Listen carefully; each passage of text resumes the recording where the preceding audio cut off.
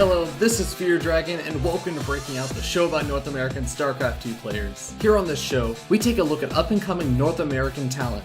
Each week, we check out a new player to get a feel for their personality and their playstyle. On Thursday, we interview the player to try and find out more about who they are and why you should care about them. On Friday, we watch 3 of their games as we cover their playstyle in each of the 3 matchups. Saturday, we take a look at an awesome game that they've played and relax with a little bit of fun as we recap the week and get an analysis of the games. Breaking Out will cover 8 players before it culminates into the Breakout Invitational. With a minimum prize pool of $1,000, we find out who is the most likely player to break out of the North American scene. But enough of that. Let's go ahead and jump right into it.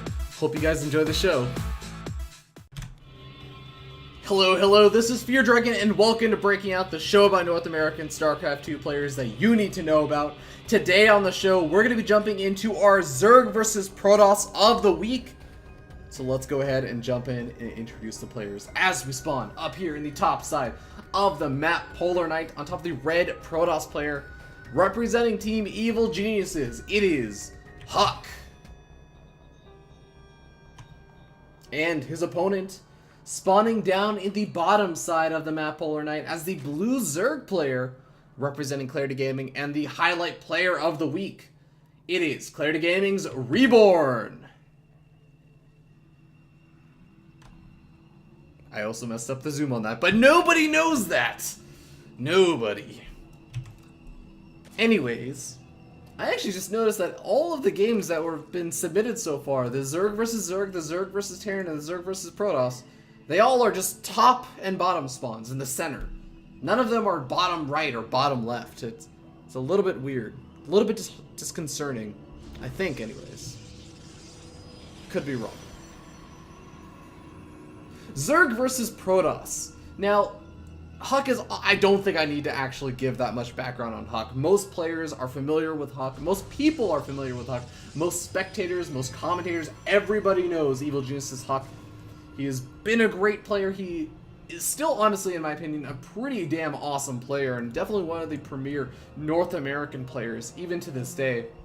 But, you know, I'm pretty interested to see how reb0rn is going to fare against him, because reb0rn has said that he likes to play it safe in the early game. I mean, just doing small things like this, going for the spawning pool first, before going for that hatchery first, just to avoid the potential for some sort of kind of cannon shenanigans, makes a lot of sense. He goes for the early safe plays, because he feels comfortable in the late game and the mid game.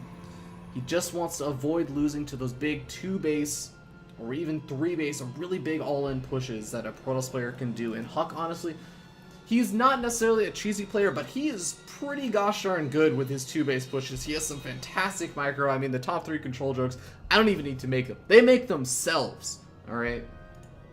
There, you just thought of 4 different ways that you could make a top 3 control joke in this situation. I didn't even have to do it for you.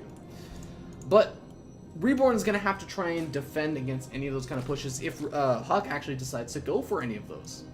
So we'll wait and see. Huck did open up with a gateway expansion. Looks like, yeah, the expansion is going to plop down. Now, when you go for the gateway expansion versus the forge expansion, that does mean a lot of those big 2-base timing pushes that you are going to make come out about 2 minutes earlier. So we're going to wait and see, probably around the 8-minute mark, if Huck decides to do anything super crazy. Maybe we might see just kind of some 4-gate, purely zealot aggression come out around 6 or 7 minutes. And reb0rn, I mean, he again wants to make it to that mid to late game stage. Now, I will tell you guys now that reb0rn has said repeatedly he hates Swarmhost. He hates Swarmhost. He hates Swarmhost. He's not gonna go Swarmhost, okay? Like, I don't know if how many games he's even gone Swarmhost recently, because he just did a really good job during his interview expressing that he does not like Swarmhost play, and he finds it very, very boring. He doesn't want to put people through watching a Swarmhost-based game that goes into the super late game stage in a very turtley game. So, you know what, maybe one day reb0rn will kind of open up to Swarmhost as an aggressive option, but for now, he's going to try and avoid them, and that does kind of cut out some of his potential tech paths that he would likely go for. But he is, again, a very reactive Zerg player, so it's hard to say exactly what kind of tech choice he'll go for, or what kind of unit composition, because most likely he's going to be reacting based on what Huck decides to do. So let's take a look at what Huck is opening up with so far. He does have 3 gateways over at that front, as well as that 4th initial gateway. So this could very well be some kind of that early 4-gate aggression that I was talking about earlier, where he just gets a ton of zealots out. And I mean, just based on the fact that there are already some pylons going down across the map, I mean, Huck is fantastic about this, as is our other really top-level Protoss players like Naniwa. They plant down these pylons nice and early, and they just have so many different options to be aggressive. And we're going to see the Mothership Core move across the map. That single sentry is going to be able to deal with any kind of Zerglings that would be aggressive out on Huck's side of the map. And, you know, with those warp gates being chrono boosted out, you can just see that he wants to be aggressive. He already has 4 Zealots out on the map. They're pushing over here to the natural expansion. Now, the 3rd expansion has not actually been taken for Reborn, so he's going to have a handful more units. He has 300 more minerals to work with, and you can just see that those are going to be minerals invested into those Queens as well as those Zerglings. Time Warp does go down, but Huck, again, is very, very well known for his great control. It looks like he's going to be able to push Reborn pretty far back into this natural expansion. The Zerglings are going down very, very quickly, but the Roaches are now finally coming out for Reborn, so he's going to be able to be a little bit more aggressive as he starts to deal with some of those Zealots and push back this a bit of aggression. But, you know, this is non-committal aggression from Huck. He didn't need to just kill off the natural expansion. Obviously, if there was a 3rd expansion, he would have loved to be maybe been able to take out that 3rd expansion, but Reborn is playing super duper safe and super duper cautious. He's only just now getting up that layer tech. He got out those Roaches, so he can be actually a little bit aggressive himself now while he takes a 3rd expansion behind this. I mean, it's 8 minutes, and we have a Zerg player that has not taken a 3rd. That is actually a little bit crazy to see. Unless you've been watching some of the recent Day 9 dailies, ho-ho, but in that Day 9 daily I'm talking about, Day 9 actually shows how, I believe it was Vortex who likes to go for the style, then does transition out to those swarm modes, which I've already assured you we're not going to be seeing Reborn going for. So we'll have to wait and see how this does end up going. Now, we do have Scarecrow, i.e. Huck, making a lot of those sentries, so he should be able to deal with this kind of aggression, especially he could lay down a Photon Overcharge right now if he needed to, but he obviously has a control that he just doesn't need to. Throws that in 2 force fields, pushes back those Roaches, and going to be chasing after him with a very, very angry Mothership Core that was like, why did you do damage to my buildings? Come back here! And, you know, Reborn can just, again, be taking that 3rd expansion behind this. He's going to be getting up the Hydralisk tech, so it looks like this is going to be a very Roach Hydra-based composition coming out from Reborn, which makes sense.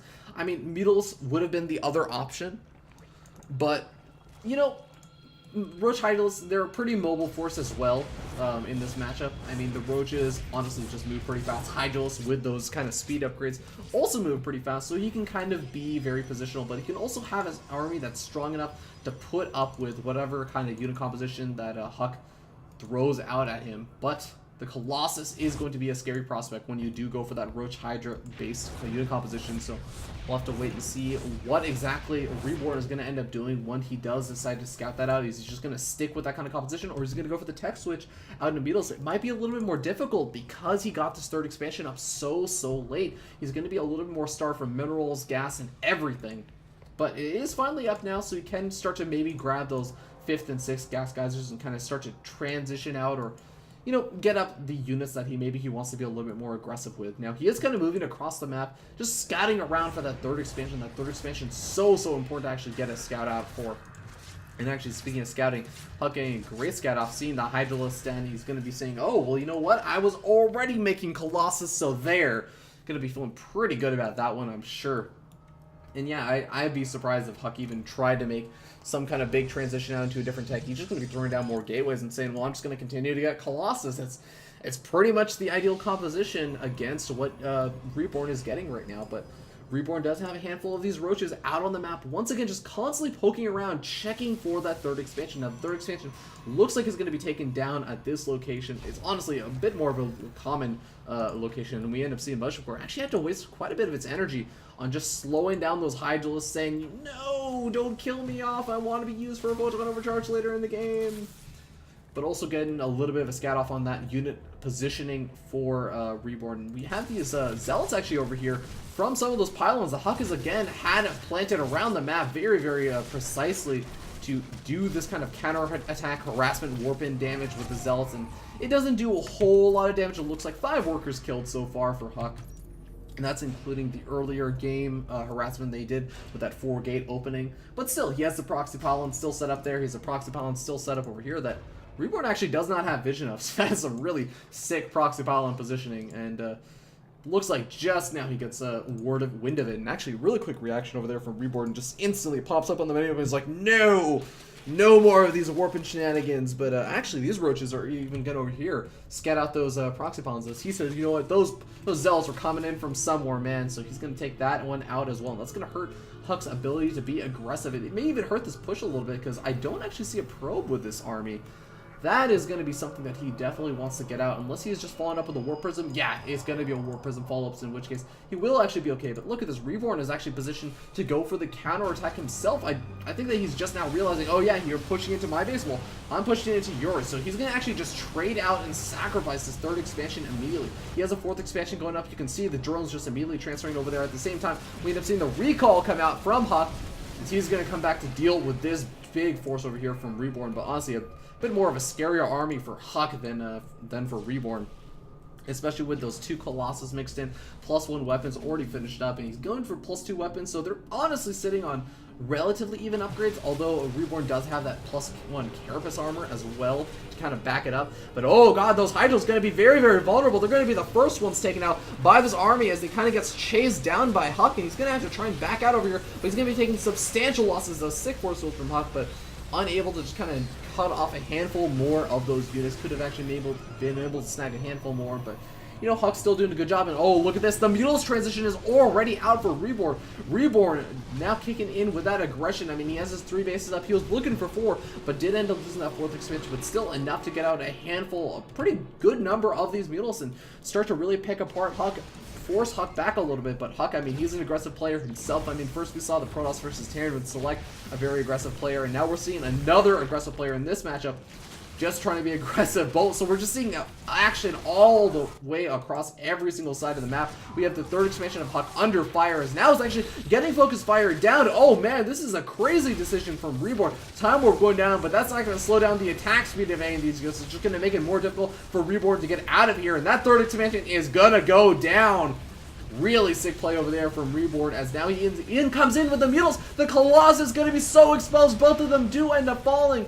And even the Mother's Core could be a little bit vulnerable, but no, reb0rn's going to back out. He has done the damage he needs to. He takes out 2 Colossus and a Nexus in trade for a handful of Roaches and Hydals. I mean, reb0rn's going to be very happy with that trade. But the main thing is that he's going to have to defend against any kind of counter aggression that Huck could do in the next minute or two. Once he gets out a handful more units, I mean, just 1 or 2 more warping rounds, and that is going to be a very, very scary prospect for reb0rn to actually deal with. Now, we do end up seeing these Mules doing a good job just kind of keeping these Stalkers from maybe being able to push all the way into that natural expansion or the 3rd expansion. And you can see over here, they are just a little bit too mobile for Huck to actually push out across the map with, because he wants to secure his 3rd expansion once again. You can see that probe over there, but the cannon going to get taken out, and potentially the probe immediately afterwards, but the Stalker is going to have something to say about that. As, you know, he loses the cannon, but that's honestly not the worst situation in the world. He manages to keep that probe alive, as well as those pylons, so he's still going to be able to try and retake that. But honestly, Huck is going to be hurting right now. You can just see it in the supply as reb0rn is starting to take up that 4th expansion. He still has a pretty scary Mules cloud, at least for harassment purposes, maybe not for the main engagement, but 200 of 200 supply rapidly being approached, and that is, again, through that Roach Hydra mainly base composition, but he also has some pretty good upgrades on that army. I mean, he has the +2 Carapace already researched, and that's going to be very helpful for those Zerglings as well. That'll just really be sitting at the front, and they will be able to do pretty well against a lot of these Stalkers as well, as they are going to have to blink out of there as they try and snipe out that 4th expansion, but the 4th expansion is going to finish up. At the same time, the Mutals is going to be darting over into the main base. There are a lot of Photon Cannons off over here, but that is a lot of Mutals. That's going to be way too many Mutals for those Photon Cannons to actually deal with. And with all the Stalkers having to back up to the natural expansion, Archons have been morphed in, but are they going to be there in time to actually defend this 3rd expansion? No, doesn't look like it canceled on the 3rd expansion. The Mutals still wreaking havoc as all the Photon Cannons have been cleaned up over in the main base, and they're going to be taking out Stalkers, taking out Probes, but the Stalkers blinking on top of the Mutals. The Mutals trading off a little bit unfavorably, but doesn't matter as the Roaches and the Hydras now darting in over to the natural expansion. There are a ton of Photon Cannons down over here, potentially, I think, just thrown down to deal with the Mutals' aggression, but I think that it's going to be coming pretty in handy over here as reb0rn is going to try and break this front, but he may have a little bit of a difficult time actually trying to break in over here against these gateways. A really, really nice wall in, but the Mutals trying to dart over, trying to take out the Colossus, not quite able to get it. Now they're going to settle for some of those probe kills, and reb0rn eventually going to get pushed back by Huck, but I mean, at what cost? He's lost so much. And actually,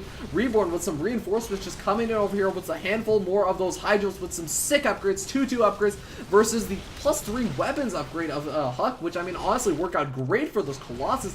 But the Stalker's really not benefiting nearly as much from those upgrades, because honestly, they would maybe be a little bit better off with the armor upgrades against a lot of those Hydros that are attacking so quickly, as well as even those Mutos for those Glaive-Worm bounces. But I mean, the Colossus, honestly, he's down to 2, and he doesn't really have an economy to reproduce them. His main base has been absolutely neutered. He basically is just mining the gas off of it, and the mineral is at the natural expansion are even kind of starting to wane a little bit.